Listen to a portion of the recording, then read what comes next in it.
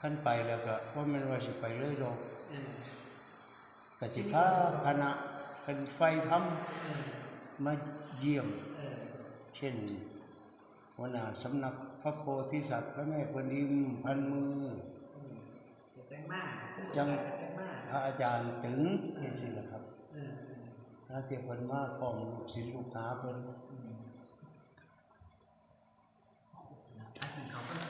ครับ